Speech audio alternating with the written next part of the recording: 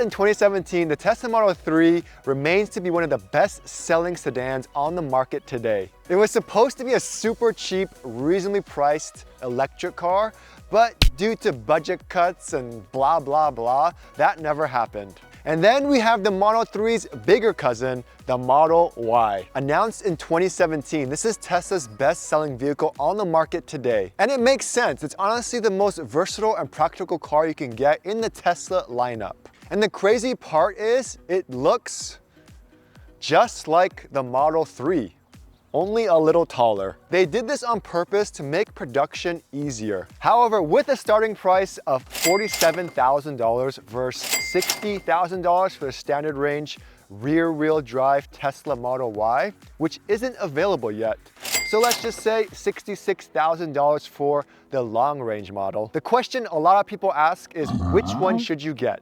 Well, today we're gonna see if the Model 3 is a great buy and if it's still a good option for people out there. Or is it better just to spend a little bit more money and get the Model Y? What is up, guys? It's Chris with Everydaychris, and welcome back to my channel. Make sure to hit that like button and subscribe for more awesome videos. With a super simple minimalist interior with a single looking giant iPad screen, the Model 3 interior is now the new standard in all other car manufacturers. You're either gonna love or hate the interior. You have a single piece of wood, or if you have the white interior, you have like a white plastic piece here. And now with the new Model 3 and Model Ys, you get an updated interior. So the dash kind of runs along the door, which is really cool. It kind of gives it a more streamlined look. There aren't any noticeable vents or buttons. No cooled seats, just heated in the front and rear.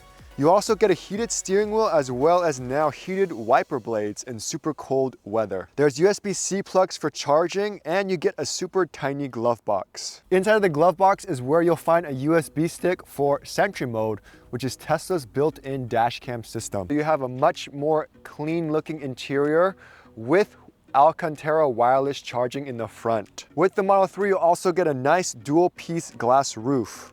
And the interior either comes in black or white. What makes Tesla so unique is everything you ever needed for your car is located on the giant screen. Now I have a separate beginner's video if you are first getting a Tesla, so be sure to check that out. It takes some getting used to, but after you get used to it, it's pretty much second nature. Now, even though it's a mid-size sedan, it works great for tall people. And I'm 6'3", and it gives you plenty of headroom. It actually feels similar to the Model Y. And legroom is pretty sufficient as well. I can bring my feet all the way back. I'm super comfortable right now, but we're gonna see how uncomfortable the passengers are in the rear. All right, so now we have the seat all the way back. We're gonna see if I can fit in here. I mean, it's not the most comfortable. I'm scuffing up these nice new trim, but I can actually fit. My legs definitely touch. However, it's not the most uncomfortable. And I still have plenty of headroom. Sitting all the way up, my head hits the top, but it's comfortable. I can kind of slouch back a little bit and I'm okay. Also, because it's lower, I have to kind of go into the car, whereas the Model Y, I just kind of sit into the car, which is a little bit different. You also have the ability to fold down both rear seats for extra storage space. And all you have to do is press the lever inside here, pull it up, and the seats fold down. And I believe they added this feature in 2021, but this is actually a June 2022 build. The trunk of the Model 3 is automatic. But now that it's automatic, you can go and open that up. Inside of the Model 3 trunk, you have 23 cubic feet of storage space with the seats down. It has two compartments, so we have a piece here, and then it just has a pretty solid space here. I mean, it's not the biggest, definitely not as big as the Model Y, but it's doable. You also have this one that's semi-deep. It's not too deep because, I mean, the Model 3 isn't that big. However, that's it. So as you know, everyone loves to go to Costco. Tons of people have Model 3s. I always recommend the Model Y because of the trunk space, but how small is the Model 3 trunk space? I'm gonna see if I can fit inside, then I'm gonna see if I could put some stuff like toilet paper and paper towels in the trunk and see how much space it takes up. All right, so can I fit? Is there enough space for me? Trunk test. Oh! Oh yeah, I can fit. So this is what it's like to be kidnapped, huh? There we go, and it is closed. You can press this button here. Ooh, a corner. Press that button and it pops out. So I'm at Costco, did a nice Costco run. Oh my God. Not bad. So I could definitely fit enough. It's small, but it's not that small. In the Model 3's defense, these things are gigantic and it barely fits in the Model Y. I think only 2 fit. This is a 27-gallon tote. Let's see if it closes. I know this is like this, but okay, yeah, it doesn't fit. See, the 27-gallon tote fits in this way. This thing barely fits, and then I could squeeze the paper towels in this,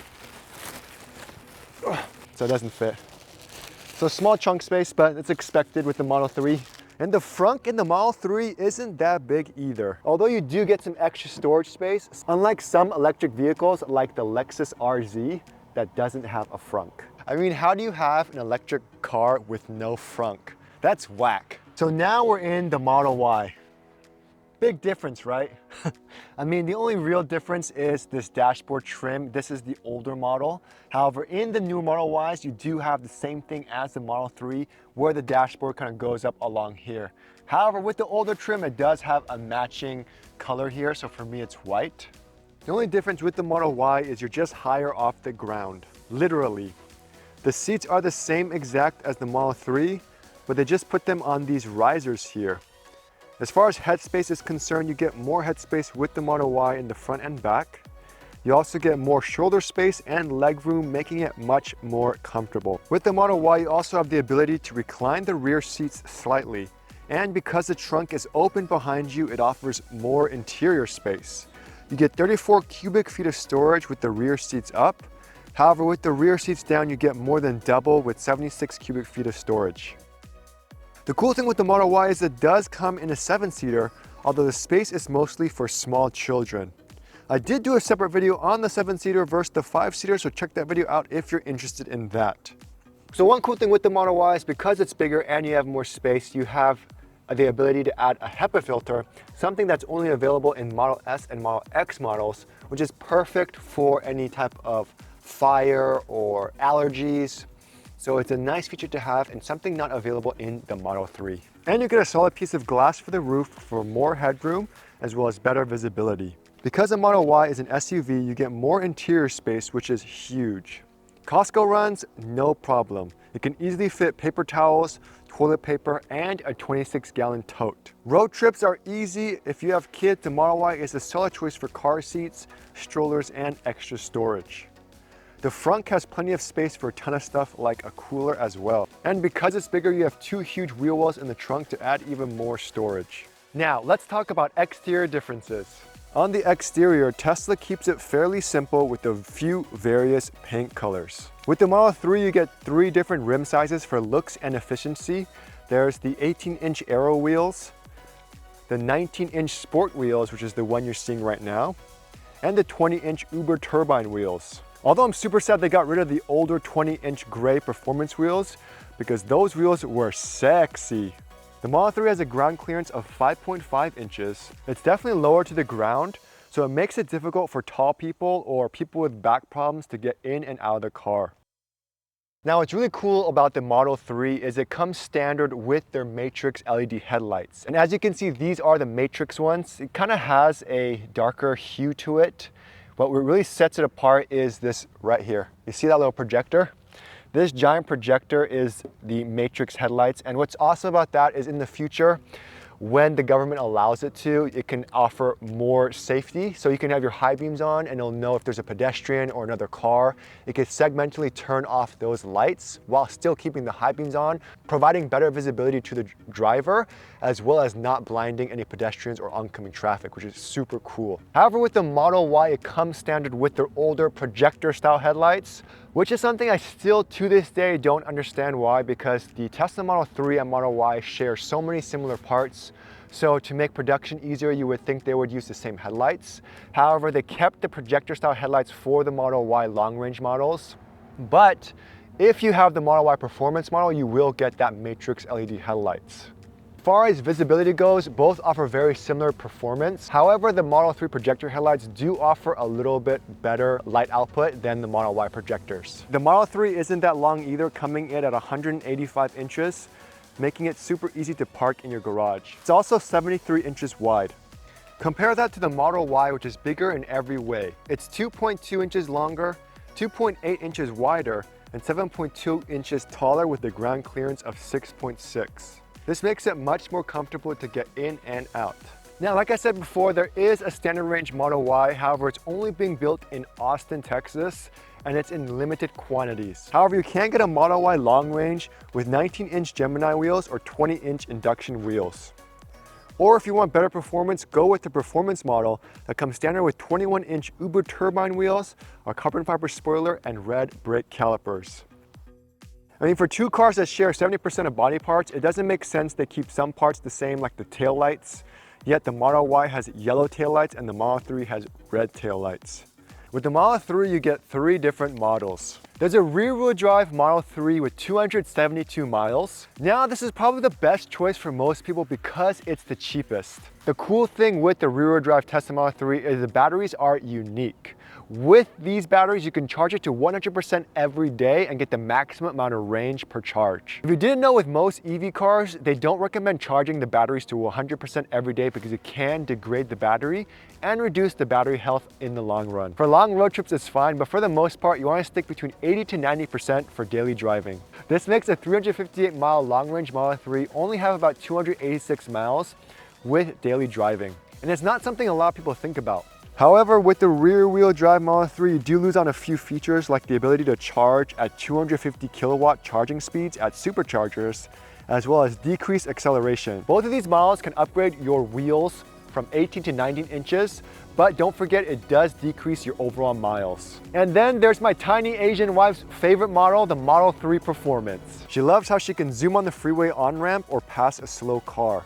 She also loves the lowered suspension and handling, as well as the red brake calipers and spoiler. Due to the bigger wheels, you do lose some miles with about 315 miles, but some may say it's totally worth it. With the Model Y, again, there's a standard range Austin build, but it's not available to the general public yet. You have the long range, which has 330 miles. That's the one I have, as well as the performance with 303 miles.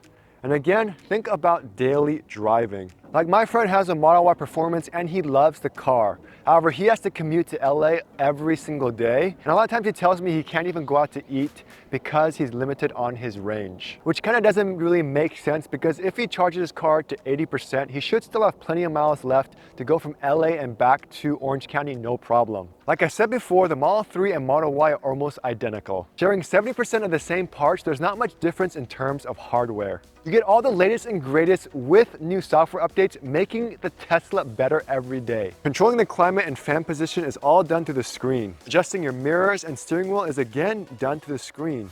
There's cool things like Netflix, video games, fart mode, and a Tesla light show. Wireless phone charging and Sentry mode, which is a built-in dash cam where you can even view the footage on your phone away from the car, comes standard. It also comes standard with autopilot, which is cruise control, but also does a great job of staying in the lane. And you can upgrade to enhanced autopilot and full self-driving, or get it in a monthly subscription, which gives you more features like self-park, coming to you in a parking lot, and driving on local city streets. Both the Model 3 and Model Y have a powered trunk, but that's about it. Now, a lot of people, like my wife, love the Model 3. It's small, low to the ground, has good handling and performance, and it does the job for daily driving. Let's talk the best of the best. With the Model 3, you get a zippy 0 to 60 time of 3.1 seconds, which is crazy fast. With the Model Y, you get there in 3.5 seconds, which is still fast, but honestly, when you're in a Model 3 Performance and go to a Model Y Performance, you definitely notice the difference. But the reality is, which is more practical? Because the Model 3 is lower to the ground, your handling is much better.